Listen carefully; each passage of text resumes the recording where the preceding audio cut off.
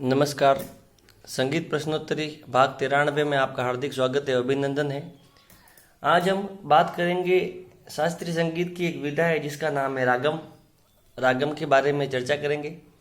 शास्त्रीय संगीत के सिद्धांतों के आधार पर राग में लगने वाले स्वरों को विस्तार पूर्वक गायन वादन करना रागम या राग अलापना कहलाता है।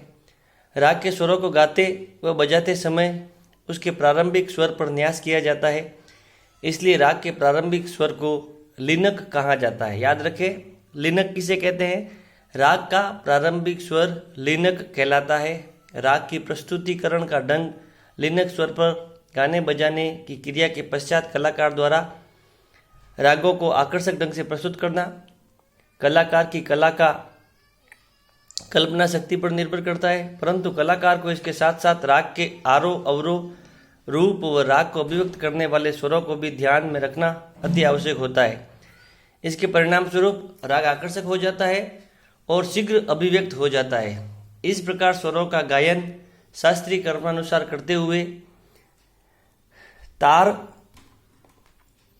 सा पर पहुंचने के पश्चात उस पर रुकना, फिर मध्य व द्रुत लय के अनेक स्वर संचारों से षड्ज को प्रकाशित करना, इसके पश्चात राग के नियमों को ध्यान में रखते हुए धीरे धीरे प्रयोग को समेटते हुए पंचम स्वर तक जाना और पुनः धीरे धीरे मध्य षड्ज तक वापस आ जाना होता है। एक बार संक्षिप्त रूप से ताड़ सप्तक तक राग के प्रमुख स्वर संचार को आगे बढ़ाकर मध्य षड्ज में वापस लौट आना अक्षिप्तिका कहलाता है। अक्षिप्तिका किसे कहते हैं? कि एक बार संक्षिप्त रूप से ताड़ सप्तक पर तक राग के प्रमुख स्वर संचार को आगे ले जाकर आगे बढ़ाकर वापस मध्य षड्ज तक लौटकर आना अक्षिप्तिका कहलाता है। राग अलापना का वास्तविक अर्थ क्या है? कि जब किसी राग को विशिष्ट स्वर संचारों का गायन शास्त्रीय नियमों का पालन करते हुए पेश किया जाता है तो यह विशिष्टता रागम या राग अलापना कहलाती है। यह मुख्यतः शास्त्रीय संगीत के नियमों व सिद्धांतों का पालन करना अति आवश्यक होता है। इसके कुछ विशेष तथ्य है जो आपको अवगत कराएं। जिन स्वरों पर राग के भाव व रस को प्रदर्शित करने हेतु अधिक प्रयोग किया जाता है उसे अंश स्वर कहते हैं। अंश स्वर या मुख्य स्वर या वादी स्वर एक ही बात है। जिस स्वर को राग के भाव व रस को प्रदर्शन करने हेतु अधिक प्रयोग किया जाता है उसे अंश स्वर, जीव स्वर, वादी स्वर इत्यादि कहते हैं। इन स्वरों के द्वारा राग को प्रारंभ करने की विधि शास्त्रीय विधि का ढंग कहलाती है। षड्ज व पंचम स्वर परस्पर वादी संवादी है। लगभग प्रत्येक राग में ये दोनों स्वर पाए जाते हैं। अतः वर्तमान समय में प्राय गायक वादक इन्हीं स्वरों से अपना गायन वादन प्रारंभ करते हैं।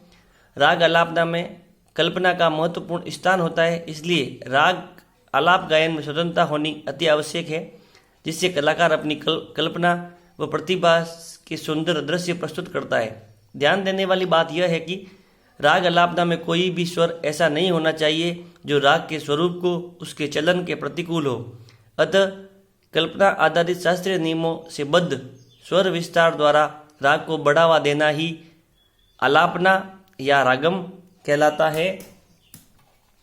ये बात आप विशेष ध्यान रखें।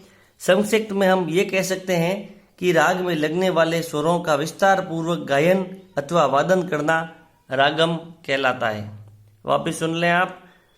राष्ट्र में हम ये कह सकते हैं कि राग में लगने वाले स्वरों को विस्तार पूर्वक गायन करना अथवा वादन करना रागम कहलाता है। आप सभी से अनुरोध है कि आप चैनल को अधिक से अधिक शेयर और सब्सक्राइब करें ताकि अन्य संगीत सुधीजनों को इसका लाभ मिल सके। बहुत बहुत धन्यवाद, आभार।